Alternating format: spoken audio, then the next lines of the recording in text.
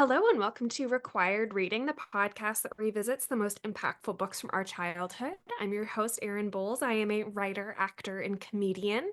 And our guest today is Zannah Schorer. They are a writer, humorist, and fiber artist with a passion for all things craft. Originally from Utah, they consider themselves a resident expert on Mormon media. They currently live in Brooklyn, where they teach textile work and host crafty events of all kinds. They were here for our Tale of Emily Winsnap episode. So welcome back. Hello. Hello. Thank you so much for having me back. I love that you mention Utah and more media expert because ties in with our book today from 2006 by Yes. Brandon Mull, Yes. Fablehaven, written by a BYU graduate Mormon missionary, Brandon Mull, who has 11 children. How did this book Yeah. come into your life? What's your story with this book? Okay. So part of what prompted me to want to bring this book to the pod Yeah. is I genuinely want to know if this book was popular outside of Utah because there was like a very specific period of time where this book was as popular as Harry Potter, Percy Jackson. It was those three, like Fablehaven was up there. And so in my mind, it was like everybody knew this book. It was something that everyone at my school read. We all loved it. And then the second I left Utah, I have not met another person that has read this book. So it was something that I was kind of influenced by the playground into reading. We were all fighting over my school's library copies. And then eventually, Brandon Mull did come and give a talk at my middle school. Oh And my God. you would have thought that the Pope was visiting, the way that people lost their minds for this niche children's fantasy author from Utah. Incredible. I Yes. had never read it, but I had definitely seen it. Like the Okay. cover was familiar. I think I've seen it even in little free libraries around LA, but it's a chunky one. It's thick, so Yes. that was off-putting for me as a kid with my TV brain. But I have to say, I adored this book. This was an insane ride. This is I, wild. yes, having revisited it, it is so much crazier than I had remembered. I kind of remembered it as just like a typical, like classic fantasy, like kids discovering a secret fantasy realm book, a trope that I adored as a child. But yeah, this book is a wild ride. Fablehaven is about two siblings, Kendra and Seth. I think Kendra is 13 and Seth is 11, who go to visit their grandparents for 2 weeks on the farm in Connecticut to discover that their grandparents run a wildlife sanctuary for mythical creatures. Yes, one would And argue a haven for fables. exactly. And what struck me so much is like it is such a perfect three-act structure. Like amazing that this has not been a movie because on like I was reading it on an ebook and like at 50% all hell breaks loose. At 50% he Yes. like opens the window and I read it Monday through Friday like 20% a day and I'm trying to see if I can make money on TikTok. It's not going to happen. But I was going live reading parts of this and it was like one day I cracked open the book and I was like, okay, grandma is a chicken. Here we Yes. go. There's Yes. because it does feel pretty standard in that first half. And then there is this insane bacchanal. And then and then grandpa gets abducted. We find out grandma is a chicken. There is a 3-story tall cow. Milk is very big in this. It Yes. it So much just milk. keeps going. Which honestly, I was like, well, first off, very Mormon. Second off, what a great way to get kids to drink their milk in the morning. You Yes. know? Part of me does think that that detail is like a got milk psyop. Yes, big dairy. The Because they dairy industry. yes, had a plant and it just happened to be wildly successful. But you have to drink this special milk every morning in order to see the mythical creatures in the preserve. And you discover later on that it is from this giant cow that came over with the pilgrims. Yes, and was at minimum 100 years old when it came over with the Pilgrims, and just keeps growing. Yeah, it's like a goldfish. Like, yeah, one day we'll Yeah, have to like put a fourth story on that barn. There's a whole yeah, sequence with these two kids jumping on an udder to milk. So much mention of teats, which is why, yeah, like, I remember being in like ninth grade and reading Game of Thrones, and mentions of teats in there really threw me. So that's the thing. Like, this feels very incongruous to be so popular within a religious community because it feels so yeah. out there. Yeah. That's kind of what I was thinking. The other thing that really stood out to me kind of from the beginning is the pretty blunt and like gruesome way that this book talks about death and mortality. Like Yes. page 3, you find out that their grandparents asphyxiated from carbon monoxide poisoning, and that's why they have to go to their other grandparents. Yes, because the dead grandparents said, when we die, take all of our money and go on a cruise. Which also the craziest excuse to put these kids in this situation is their mom's parents die, and their dying wish is that all of the aunts and uncles go on a Scandinavian cruise together. No kids allowed. And it's very specifically the week that all hell is breaking loose on this farm. Yes, because it is the longest day of the year. You have to stay inside this house or else bad things will happen. And I have to say the agonizing thing in this book for me is I am a diehard rule follower. And the little brother in this book, they have so many really clear and hard set rules because when they go to Yes. this grandparents' house, they don't know anything. They and grandpa is like very, very strictly trying to protect them. And he'll say, like, do not go in the woods. Seth's Yeah. immediately like, I gotta go in those woods. Every single time a rule is set up, it is broken. And it ends up in possibly the world ending. Like, that is the level of peril we end up at. And it makes me Yes. irate. Yes. I'm like, they told you not to open the window. Don't open the window.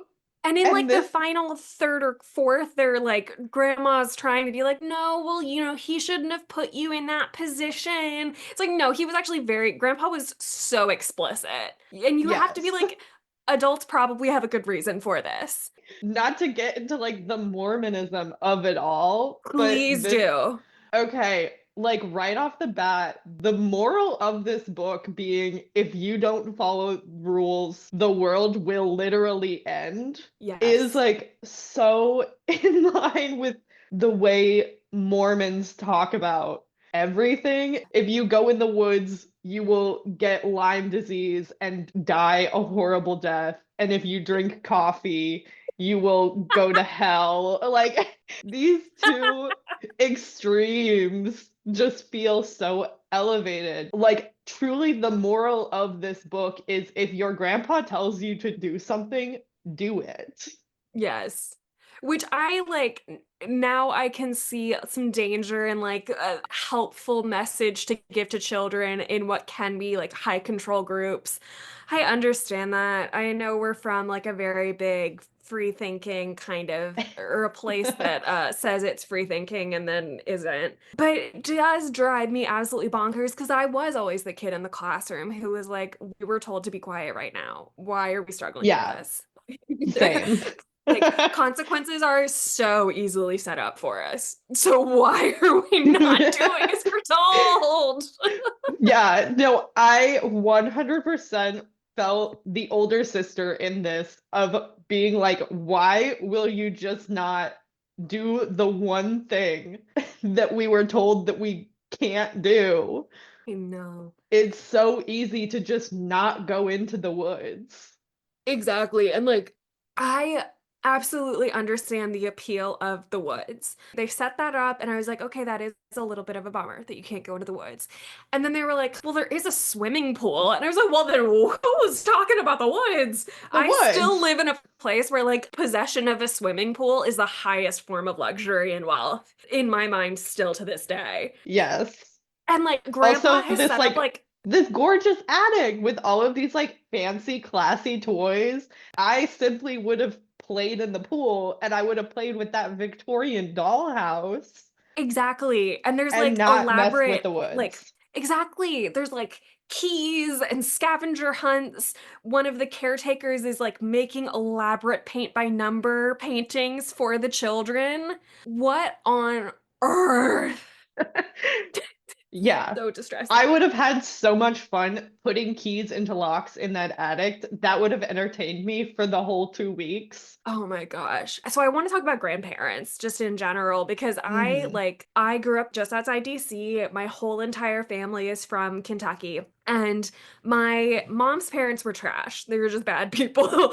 But my paternal grandmother, I had just in the last like week or so been like, man, I wish I kind of got to like spend a summer here and there with her because she died when I was 13 and just in hindsight like a very cool person, just like kind of badass. Yeah. So I just kind of wondered what your relationship is with them. So I definitely had more of a relationship with my dad's mom and my dad's dad, even though my grandma lived not that far away from us. So we did a bunch of holidays together and she would babysit all the time. And then my grandpa lives in LA. And so when we would go and visit him, it was always like a very fun like adventure of I got to go to the big city and go to all these like Right. cool restaurants that felt super exciting.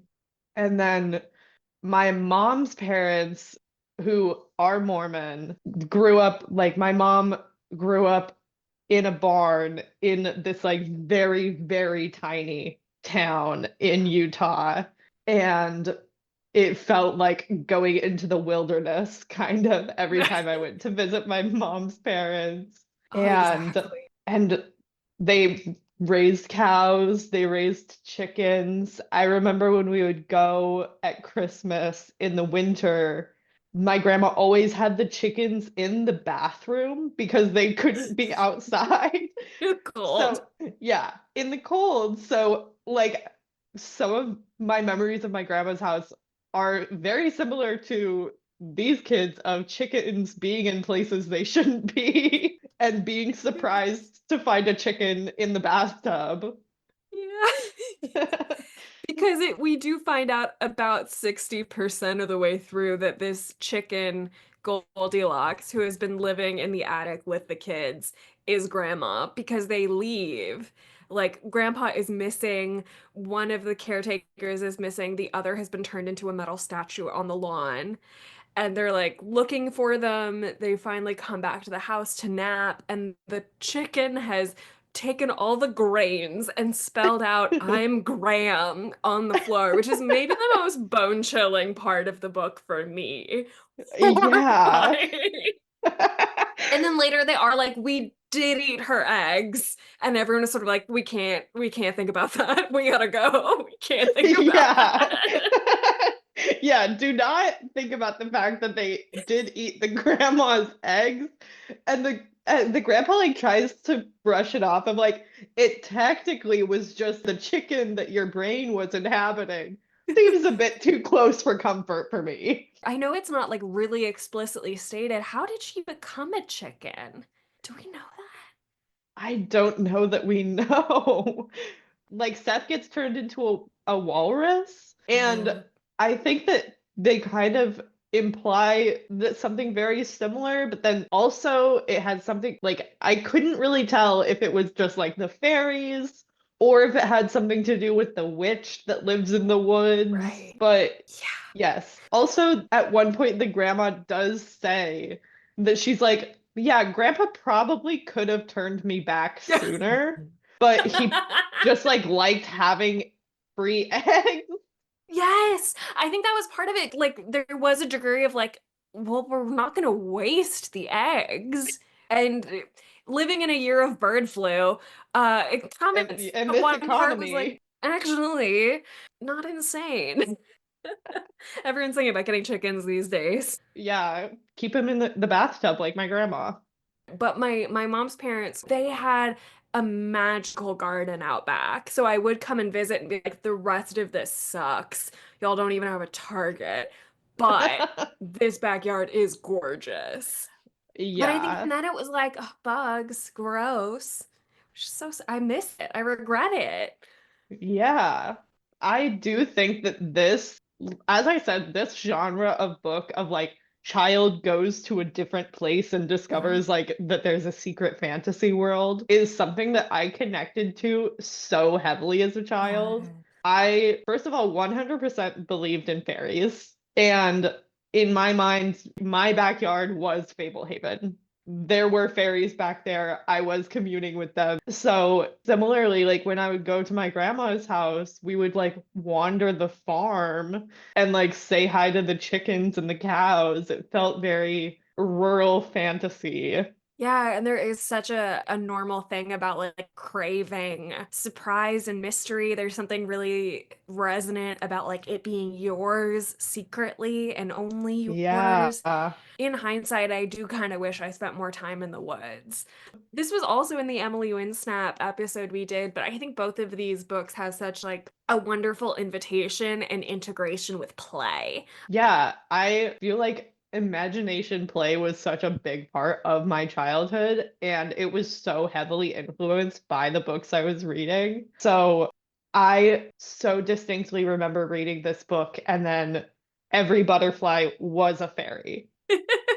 Something about moving to LA is like the wonder of nature is just bigger here because I see butterflies. And like you had to go to like the butterfly exhibit in the National History Museum downtown in DC to find a butterfly, you know? So it's crazy. Something that I will never take for granted living on the East Coast, because I did not see them until I was an adult, are fireflies, which genuinely do still to this day feel magical to me. I I remember the miss first them, time I ever yeah. saw them, I was like in Virginia, 20 years old. And when I was a child, fairies were real, but fireflies were like fantasy. And Oh, so yeah. seeing them in real life was like, no, those are like actually fairies. Yeah. Oh, I miss fireflies so much. We really don't have them here. And both my boyfriend's parents are from around where I grew up. And we went to visit a couple months ago, and his mom was like, if you see fireflies, take pictures and send them to me. I need to see Oh, them. yes. So she gets it. Yeah. Yes, they're Oh so man. cute and so magical. Yeah. Really. And And so it that's, is a thing that you like stop in your tracks when you see them. Like you'll even when you see them all the time, you will be like, actually, let's turn off Law and Order and let's go outside and just watch. yes, the second the sun starts setting and they're like flickering, I will literally close everything I'm doing and just stare at them for an hour.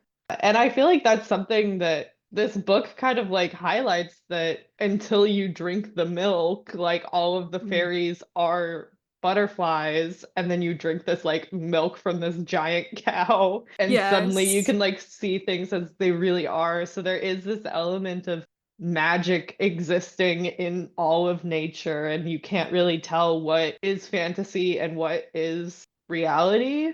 Yeah, and I definitely read, a big metaphor for growing up and like the world, even though it gets that magic when they drink the milk and come to understand, there is like the stakes get so much higher. And I think there might even be a moment where Kendra, the lead character, at one point sort of says, like, I kind of wish I could go back and not know. And that is such a hallmark of a lot of these books of just like Yeah. the knowledge comes with everything, even the hard stuff. Yeah, and I feel like we do have to talk about, we've kind of touched on it, Yeah. but the actual events of Yes. the solstice night Yes. are crazy. Yes. I did this like half audiobook, half e-reader. And when I was listening to that section on the audiobook, I had to stop what I was doing because it's like genuinely kind of frightening that there's basically they have to hide in their room and there's this tumultuous like nightmare of horrors of all of these demons trying to break into the house and luring them out. And some of them sound like their grandpa telling them to come Yeah. downstairs. And the reason why Seth opens the window is because he looks out and there's a baby banging on the window, like screaming and crying, which is such a haunting image. And I think there were like wolves coming, like Yes. slavering, coming up behind. And yeah, Grandpa prefacing it all is like, do not even leave your beds. We have like a line of salt, a ring of Yes. salt around your bed. Do not get out of bed. And like, no matter what you hear, you're gonna be tricked, you're gonna be fooled. Horrifying. And then Seth lets it in, and they end up in a bed together. They like don't sleep for like 48 hours because of Yeah. it. It's really hard. And then they come down and their grandpa has been kidnapped and his brother is turned into a statue. Yeah, they find two satyrs stealing soup from an ogre, and none of that has anything to do with the ultimate plot line. Yeah, just like a fun like a fun little excursion where they're stealing soup. And then I think they go back and they find Grandma. They go to the witch and release her so that she can turn Grandma back into a person. Yes. Grandma takes them to a lizard man, troll, A a troll. troll. And then they give him a massage. Yes, very fun bartering and trading scene. Yeah. Bartering 90-minute massage for the location of Grandpa. Yeah. Very good scene. That's the thing, like I had so much fun because there can be books that are Yeah. just batshit and not enjoyable. And this, they had me along for the ride every Yeah. page. Like in that scene where the grandma is like, I'll give you a hand massage as like a taste. And then he's like, Mhm. okay, well, now do the other hand as a second taste. Nope. No, no, no. No, no, no. You get one. If you want more, you gotta give us the location. It's just like so funny. Yes. Then Seth has to like jump on these escalating logs to get to the troll. And the whole time I was like, this is exactly like a CD-ROM game I had. I'm playing a lot of Zoo Tycoon lately. Just felt very 2006. I loved it. Where's the Yes. Fablehaven CD-ROM game? Ugh. Oh, yes. And I thought it was also interesting, this idea of it being on a preserve. It felt very like mid to late aughts conservationism, sort of I like realization about animals going extinct. Like the pandas were on everything, especially in DC. DC was in its panda era. So that felt really Oh, yeah. interesting and relevant and timely. I agree. I feel like it again plays into this whole nature and fantasy kind of like coexisting in the same space. And these fantastic creatures are also endangered tree frogs and are also like rare butterflies. It feels like everything is so interconnected and having them on this preserve. Yeah, it felt Yeah. very, yeah, timely and like exciting. Yeah, and there's this sort of dynamic of like these creatures can be malicious, but it's still bad if they go extinct. Like it's dangerous Yes. to everyone if the goblins are about, but like they should still be able to survive. Very interesting kind of nuance and texture there. Yeah. And then also when you get into more of the society of the Eastern Star or Yes. that is The coming to villains. the Yeah. villains that are coming to try and take over all of the preserves and destroy them and access these relics that are on the preserve that even the grandpa doesn't know what the relic is. Right. Which I know that this is a series, and I think I read the second book, but did not finish the series.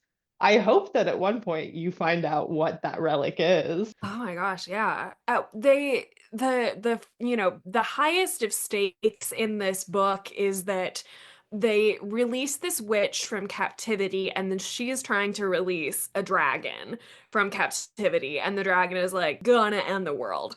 And the dragon is named Yes. something like Bahamut or something. So I was like, that sounds Arabic. I'm worried Yeah. already that something bad is gonna happen. So I Yeah. Google it, and the first thing that comes up is an entire like wiki devoted to the Mullverse for these books. And I was like, oh, there's Okay. there's deep, deep lore, but I do want to keep reading. I'm like upset that I haven't been able to find an audiobook yet of this, just an ebook. But Yeah. I'm intrigued. I'm along for the ride. Yeah, I kind of want to keep going.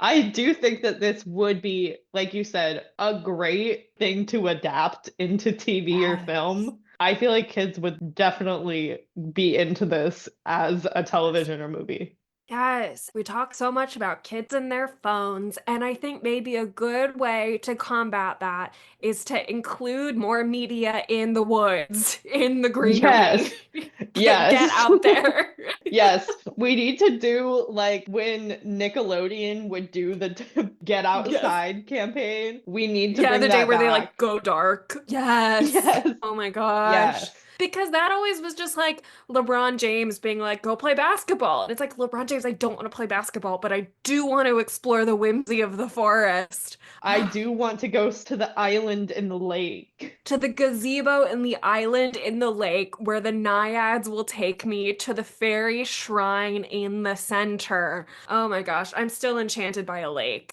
by a pond, by a Yes. stream. Oh my A body God. of water. Back to Emily Winsnap. I love Yes. water. I love bodies of water. Yes. And there is like, I moved when I was like 7 or 8, and the neighborhood that I moved to, like, had, like, if I had read Fablehaven at that exact age, I would have gone ape shit because there's this great lake. I mean, great as in good, like, not large, but it has these islands in the center that, even separate from this, I have always been like, I want to know what's on that island. I know it's just geese. I know it's just very angry geese. These geese are famous in the neighborhood for being especially violent, but I want to go I to want this to go to the day. island with the geese, and there's probably a fairy there. There has to be. There must be. Oh my Also, God. another thing that the little brother character, as you said, was incredibly frustrating. But one of the most frustrating things for me was this child learns about fairies and almost instantly is bored of them. Yes, good point. Like if I was able to see fairies, I would be set. I would just spend my days watching the fairies. And this kid learns about fairies and then hours later is like, yeah, I've already seen a bunch of them. Show me something interesting. He immediately is like, well, now I have to go into the forest. Now I have to find Yeah. something else, something scarier. Yeah, Seth is very much, we talk about like sensory seeking children, and Seth is like fear seeking children. Seth is Yes. like, unless I am in peril, I am bored. And I am. Yes. Like when there's literally horrors and nightmares screaming outside their windows, banging on the windows, and he's like, yeah, of course I need to see this. Yes. If I'm not Yeah, there. terrified, what's the point? Oh my God, just get Seth on a roller coaster. Oh my gosh. Like it's Seth clearly did not have the childhood I had, which is, for whatever reason, constantly living in fear. Just a constant state of fear, and Yeah. he needs it. Oh He my needs God. it. And I kind of can't tell if he even learns like a lesson at the end, because you definitely see Kendra coming to this like realization about, like you said, like I almost wish that I didn't know all of this, but I feel so much better that I do. And I don't know how I'm Mhm. gonna go back to my regular life after this like huge tumultuous week. And Seth kind of is the same at the beginning and the end. He's running into the woods even after he gets his grandpa kidnapped and he very nearly causes the end of the world. And The you end don't, of the world. Yes. and he still does not really seem fazed by it at all. First off, when grandma comes back from being a chicken, like we don't know her before that. And maybe this is just like because I read a lot of dialogue. Her dialogue is like she's from another century.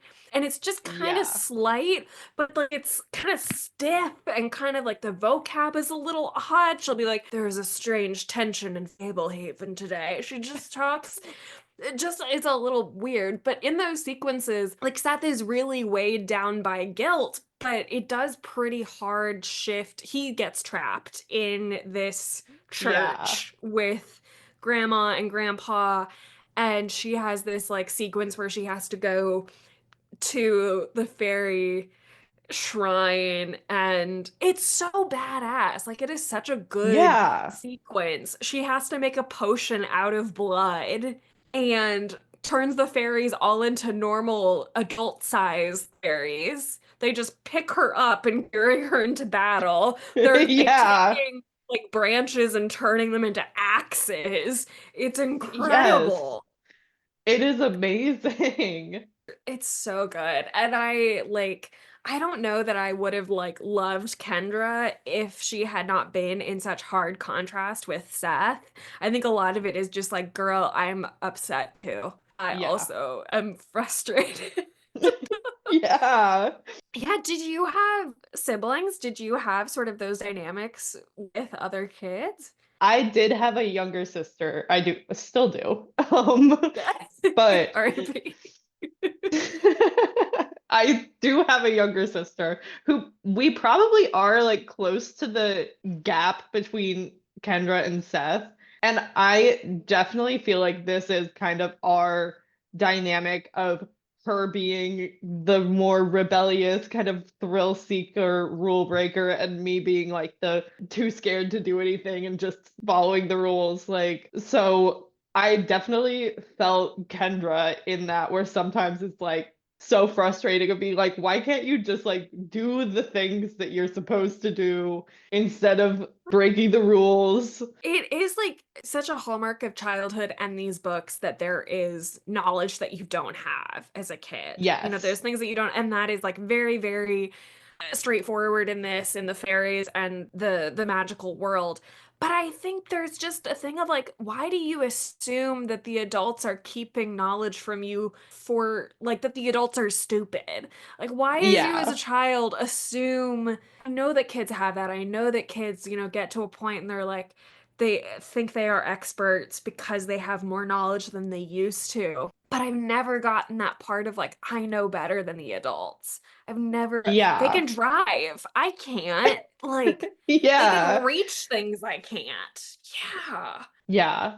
I do think that I had the mentality of not that I know better than adults, but I so desperately wanted to be an adult.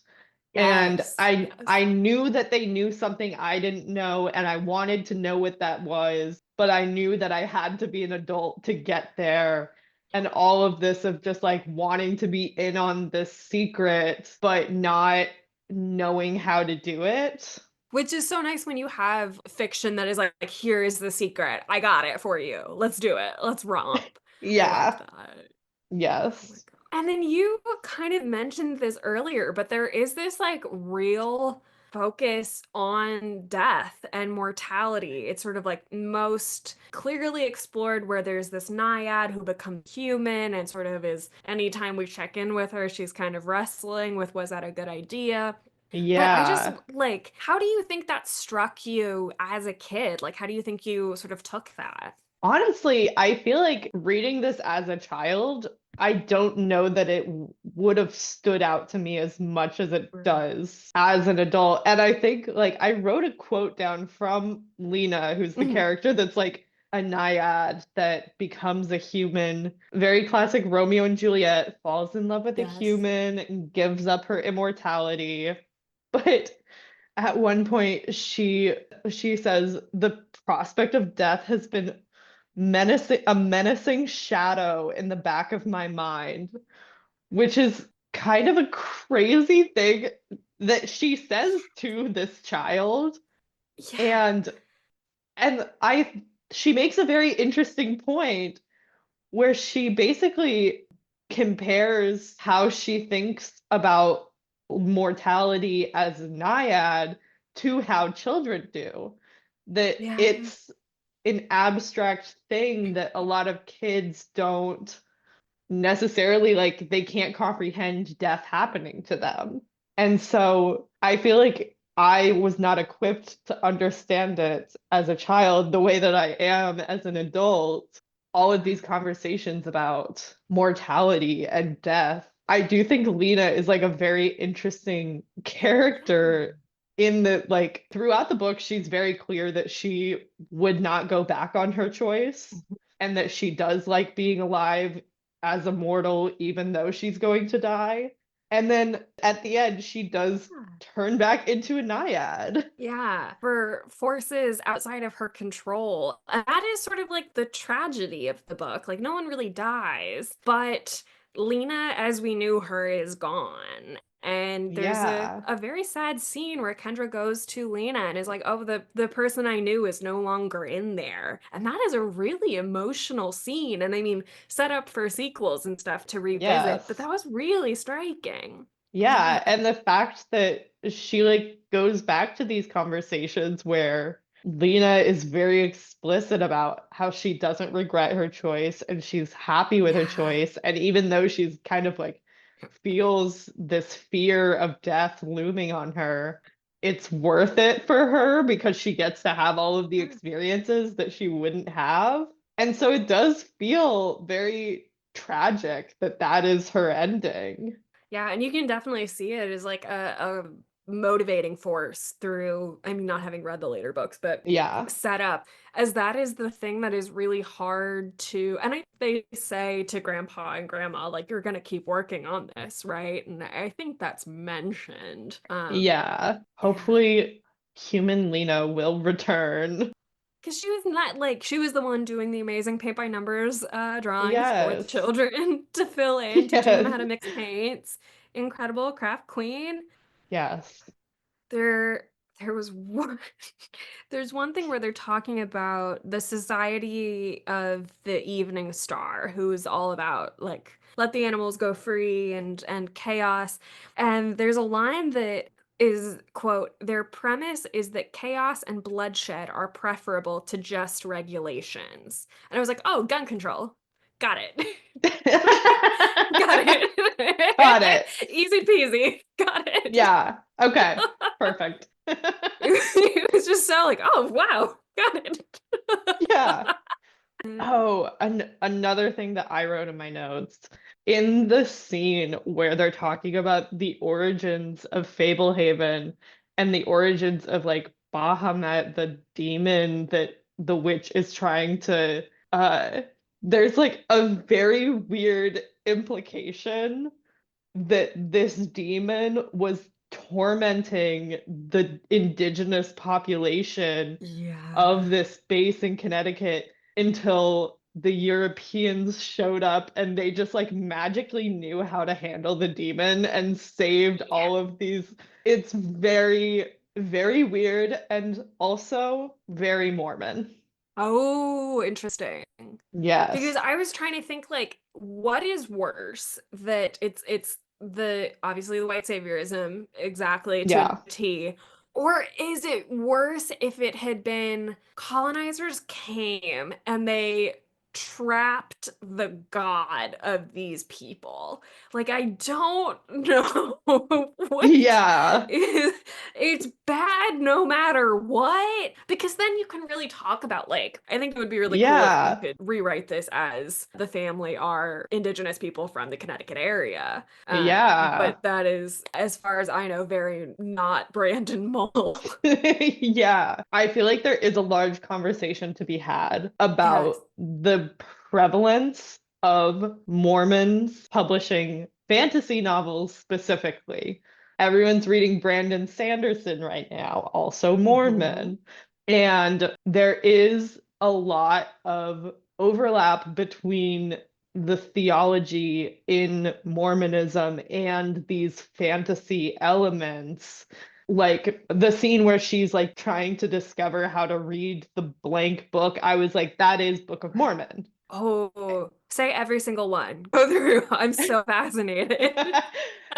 And then also there's elements of Joseph Smith talking to kind of like forest fairies. So there's this element of like Oh. going into this forest and discovering something, the way Joseph Smith like went into the forest and like discovered the golden plates when an angel like and he could suddenly see angels, and that feels very similar to me. And like I said, the weird implication about white Europeans knowing how to like save all of these indigenous people, that is kind of like the basis of a lot of Mormon theology, is that there was this group of people like that basically indigenous people had access to these golden plates, but they had forgotten how to read them until Joseph Uh, Smith showed up and suddenly was able to reintroduce Jesus to North America. oh, wow. Yeah. Ugh. Because I am familiar with the rough outlines of Mormonism, but never how indigenous people integrate into that story, which is so fascinating because Yes. you mean they're so associated with they as in Mormons are so associated with a specific geographic area that Yeah. very obviously already had people in it. Yeah, Yeah. wow. So there's very explicit like, beliefs in Mormon theology that basically they believe, and they arguably the church has gone back on this belief, Mm. but this is what the Book of Mormon says, that indigenous people were like Jews from the Middle East that came to North America on boats in the biblical times, and that they had basically forgotten the word of Jesus and had regressed into a quote unquote primitive lifestyle until Europeans could come and reintroduce them to Jesus. This is fascinating. Are there Yeah. any other like big Mormon authors in the fantasy space that you can think of? Because the episode ended up not being recorded, but I was prepping for an episode about an Orson Scott Card book. And Orson Scott Yes. Card is a descendant of Brigham Young Yeah. and a big science fiction author. And I think one of his biggest books, he was just like, yeah, I took the Book of Mormon and put it in space, and it's identical. Yes. Yeah, I have not read a lot of Orson Scott Card, but I am well aware of how intensely Mormonism Yeah. influences his writing. And I think another example that people hear a lot is Stephanie Meyer. Yes. And True. yes, and there's a lot of people who talk about how the Cullens are the Mormons and then the evil vampires are Catholics. That really tracks. In terms Yes. of they are in Rome. Yeah.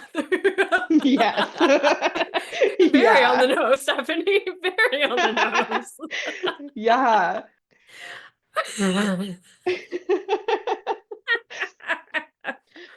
Oh, And so, Christ. oh my gosh.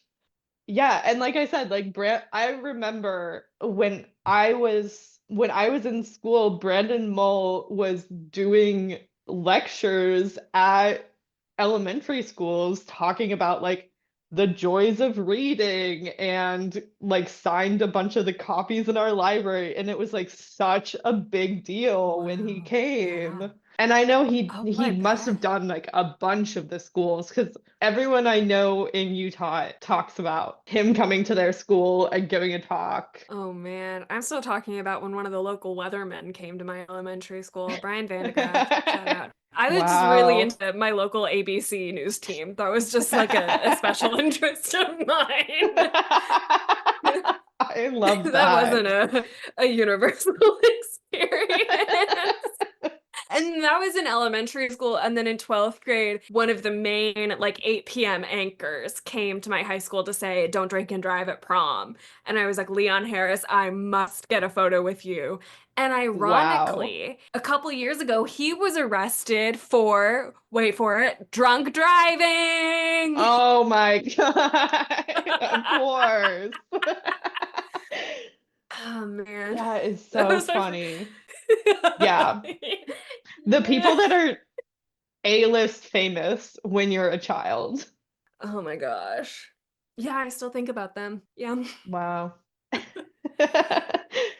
I'm gonna look through the Yeah. rest of my notes and just see if there's anything. But yeah, there are some pretty, once grandma comes back, there's some pretty significant lore drops. Yeah. It's also, for as long as the book is, it feels Quick. incredibly fast-paced. Yes.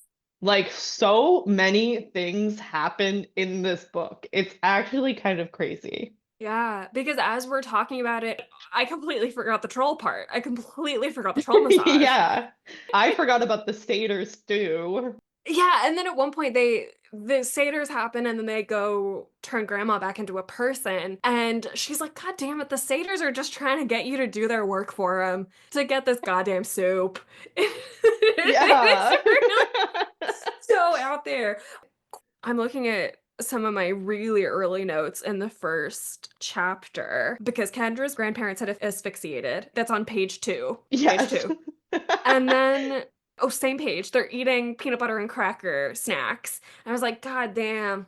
Why were there so many peanut butter or cheese crackers as the snack, the default snack growing up? Oh, yeah. Everywhere. The peanut butter crackers are pretty amazing, though. And if you're in a savory mood, there's cheese. You really Yes, got all the bases covered. Man, exactly. Uh, kids today don't know. Yeah. Another note I have from early on. So I made a note about the asphyxiation on page two, and then like 10 pages later, because at this point we do not know that the grandma is actually a chicken. So Yeah. they kind of are just like, grandma's not here at the moment. Yeah. And the excuse that they Yeah. give is that she's visiting another relative that is like on death's door. And Yeah. Kendra's like, I don't know her, so that means nothing to me. She is really flippant about it, which is sort of like that was kind of my attitude because I went to so many funerals growing up, but like death was not real because everyone I Yeah. knew who died was like either very old or like I was just completely separate from. I feel like that is the way a lot of children interact with death, of it being this very kind of flippant and abstract thing that Yeah. you have to go to a funeral and like Yeah. it's It's like, like how does the this affect me? I'm a yeah, child. other than like I have to wear like stiff, uncomfortable clothes. My mom's Yeah. gonna like fight with me about wearing a dress. Oh, also, I made a note about another maybe weird, maybe racist thing when Lena is telling Kendra about how she became human because she fell in love with the current, like at the time, caretaker of Fablehaven and decided to give up her immortality. And basically, like, she's described, even though she's a fantasy creature, She's Asian. she's Asian. And She's Asian. she's Asian. And he says point blank, he says the words, I have the Asian persuasion. Yes, Crazy. that are, Like her and boyfriend had yellow fever, and that's just like stated as a it's just a normal part of it. romantic, yeah, just a part of it. Yeah. This also was like supposed to be in like the late 1800s. Yes. How do they know? Because even just as we're talking, I'm like, maybe he was like in Korea and he was a Yeah. soldier in like and but I no, I think you're right. And as soon as they meet her, she's described as a quote exotic beauty.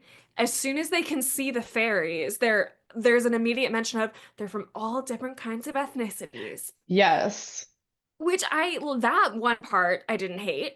I was kind of into it. Yeah. Yeah. Yeah, okay, that kind of makes sense. Mentioning We're it like mentioning it collecting, once, yeah, collecting, totally. they look like all kinds of people.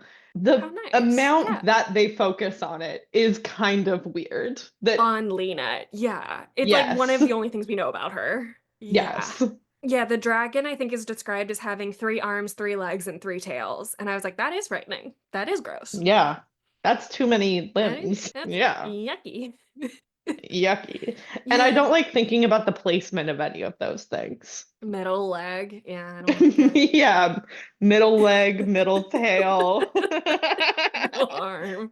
No, thank you. No. In the last couple pages, they're leaving, and Kendra says, I'd rather see things how they are. And then it's one of the grandparents who says that the knowledge of Fablehaven is a terrible burden to place on children, which I thought was really interesting. But they are, I mean, it is Yeah, set up of like we need someone to take over. We are getting old. And I think that is an yeah, interesting aspect of like throughout the book with Lena in it, with the kids, time is passing. You are getting older. And yeah. there's even a quote on page 1. She's wistfully looking out the window of the car, of course, as we all did. And she goes, was life like that? You could look ahead to the future or back at the past, but the present moved too quickly to absorb. I was like, God damn, this is page 1. This is paragraph Yeah. 2. Kind of a beautiful sentiment, but Yeah. yeah. I was like, are we going to be this wistful for the whole thing? I don't know if I can handle Yeah. 400 pages of this. And it's not. It is breakneck speed. Yeah. Yeah. Yeah. It really is. The second that they drink the milk for the first time, it is like go, go, go, constant Yeah. action until they leave. Yeah. We talked about the mortality aspects of it. Were there any sort of things that surprised you or that maybe you interpreted differently reading it as an adult this time? I think I definitely noticed the sentiments around rule following a lot more as an There's adult. a line that's like, what's brave about breaking grandpa's rules? And I was like, there's the whole thing. Yeah. There's the whole thing. She got it. I'm sure that I am more frustrated with the brother now than I would have been reading it as a child. Even though I was the rule follower, I was the Kendra as a child. I did probably enjoy the fantasy of Oh, sneaking into the woods, and reading it now, I am just, no, this kid should have stayed in his room. very much. Especially because grandpa is like, if you don't stay in your room, if you don't stay outside the forest, you cannot leave your room. You will be trapped in a Yeah. single room for the summer. Yeah. I was like, that's a good consequence. It's really Yeah. good. I was terrified of the woods when they just said that there was Lyme disease. Like Yeah, that's did enough you for ever me. get ticks? I never got ticks. I There's a lot of bugs that I don't think there are in Utah, and ticks are one of them. Yeah, I got a Yeah. tick once on a Girl Scout trip. I and another girl were supposed to be leading a hike on a camping trip, and the daughter of the leaders walked up to the front and she wasn't paying attention, and we wandered into the middle of a field and we had to cancel the whole trip because everybody got ticks, but no one Oh got Lyme disease. God. That's good. Yeah. Yeah. But I'm That is still bitter about it. I am to this day like more terrified of ticks and Lyme disease than I think I would be of a witch and a demon. I can talk to a witch or a demon. I cannot talk to a tick. I cannot reason with them. I can undo a curse that the witch places on me. I can't undo Lyme disease. I can't undo Lyme disease. Yeah. There's a Christopher Maloney ad going on right now. That's he's talking so seriously and describing all these symptoms, and he goes, "It's chronic Lyme disease," and for some reason that's hilarious. Like Lyme disease, I know it's a bad thing, but Lyme disease felt like such a punchline in our childhoods that I Yeah. like there feels like there's been like a little moral correction of like, no guys, it's bad. Like it's Lyme disease bad. is bad. It's Yeah. bad. Yeah. Sorry. Yeah. I will say, I also think I kind of noticed more of, like you brought up, the way that it feels very similar to a narrative about growing up and like learning things for the first time and like getting let in on this secret that adults have. And I feel like I see that so much more now, especially with Lena's character, that not only is she talking about like the mortality of death, but she is more so talking about like this pain of aging and not being able to do the things that she could do when she was younger. And like at one point, she talks about like wanting to like jump over something, but she can't, she isn't as limber as she used to be. Yeah, which like creeping towards 30 is an alarming kind of thing to find. Yeah. Yeah, Would you yeah. consider it required reading? I would. You know what? I I do would. too. Yeah. If nothing, Simply it's fun. Yeah. It's fun, like simply for the fact that I can't remember the last time I read a book where truly so many things happened. Yes, it is a fun read. It is wild. A well-written book. Yeah. It's Yeah. very And entertaining. the world feels so vivid. It feels so Yeah. exciting to discover these things. So, yeah, I had a great time. This was definitely a fun one to revisit. Hell yeah. I loved visiting this. I loved entering this world. Yeah. So, I'll probably need to go and read the yes. others. I want to know what happens next. I know. I want to like see Kendra and Seth like move in as adults and take Yeah. over. Find these mysterious relics. Yeah. Yeah. So we're writing the pilot for our Disney Plus adaptation. We're pitching Right this. We're now. writing the screenplay. Well, do you have anything to plug? Where would you like to be found if you'd like to be found anywhere? You can find me on Instagram and Twitter at Zannah Schorer. And you can also see my fiber art textile work on Instagram at Made by Zan. Well, Yeah. thank you so much. I'm going to end the recording. All right. Thank you. Yeah.